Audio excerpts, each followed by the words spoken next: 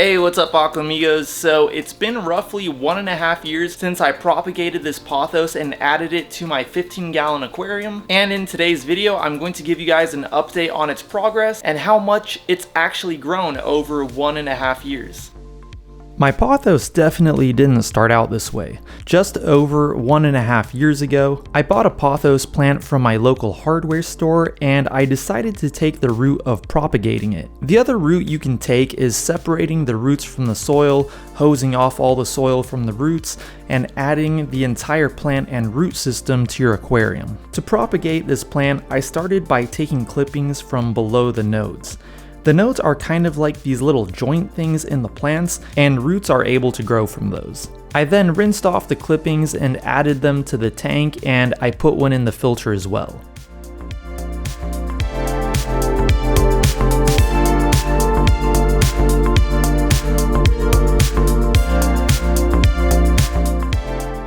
I even added some to the filter in my 20-gallon tank. Within 1 to 2 weeks, all the clippings had started to grow little roots. After about 7 months, I did my first video update on the Pothos, and over that period of time, I added an additional clipping that I had in my 10-gallon tank, and I also moved the Pothos from the filter into the actual aquarium itself. As you can see, after 7 months, we had significant growth in 2 of the plants. I suspected that the plant which was in the filter somehow had its growth stunted from being in there, and as for the other Pothos plant that came from the 10-gallon, I had no idea why I didn't see much growth apart from the roots. Also, please excuse the algae on the glass. This tank is in front of a giant window and sometimes I get lazy about scraping it. But as you can see at this point, the plants look healthy and have a ton of roots in the water column. And at this point, I also had my Endler Guppy hybrids in this tank.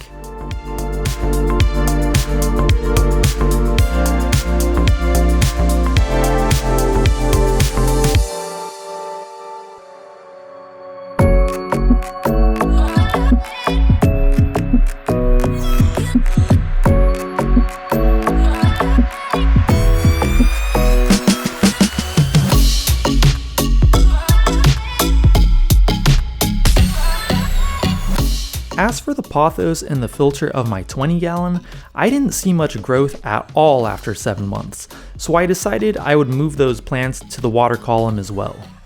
Today, close to a full year after my 7-month update, there is definitely a lot of noticeable growth. However, I felt like the growth was kind of on the slow side.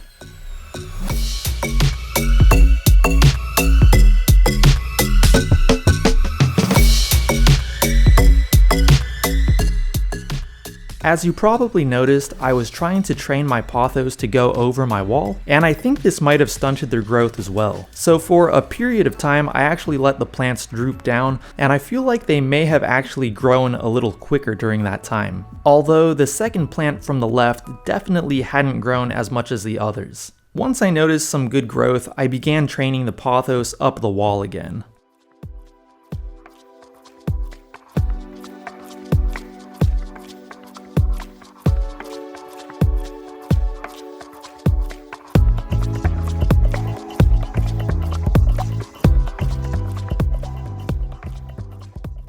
And as you can see, my aquarium plants grew quite a lot as well, and at this point I had red dragon guppies from my buddy Glenn in this tank.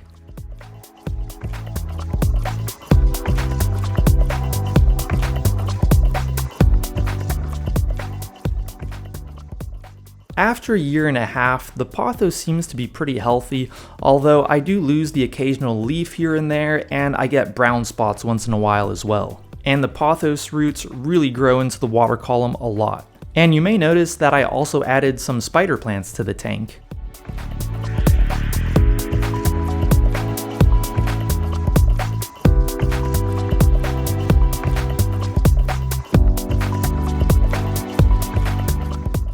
In my 20-gallon, I still hardly saw any growth in the Pothos. My theory is that they barely grew because that tank gets way less light than my 15-gallon, but besides their lack of growth, they seem to be healthy enough.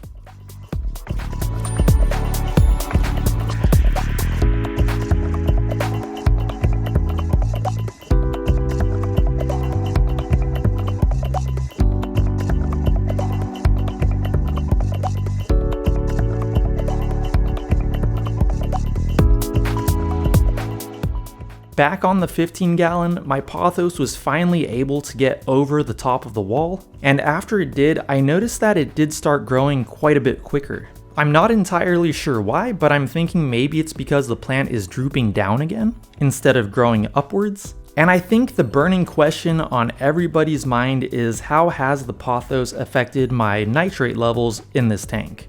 And I've kind of talked about it in some of my other videos, but it really doesn't have a very big impact on my water quality at all. And I haven't really seen a big difference in my nitrates. Maybe if you had some really massive Pothos plants and some pretty big root systems in your tank, then yeah, maybe you would see a noticeable difference in your nitrates. But in my case, regular water changes are still essential on this tank. I'm about a week overdue on a water change for this tank. I usually like to do about 30% a week, and my nitrate levels usually stay under 20 parts per million. But as you can see right now, it looks like they're between 20 and 40 parts per million. And actually, I think if they can, plants will go for ammonia in the water before going for nitrates. I remember I once had a temporary guppy set up in a plastic tote with no filter and just a bunch of water hyacinth, and those water hyacinth really kept those ammonia levels down really well. Water hyacinth is a beast when it comes to sucking up nutrients, and I just haven't had the same experience with Pothos. I think the rumor that plants in aquariums are this miracle cure for high nitrates is really over-exaggerated by a lot of bigger fish YouTubers, especially if you see someone telling you to put a single little Pothos plant in your filter. That really won't do anything. And a lot of bigger fish YouTubers will make these claims with zero proof, and they don't even bother to show their nitrate levels on camera. So I guess try to be a little weary about what people say online. But whether my Pothos is improving my water quality or not, I really like how it looks and how it kind of gives more of a jungle vibe to the tank, and as it grows bigger, maybe it will have more of an impact on my water.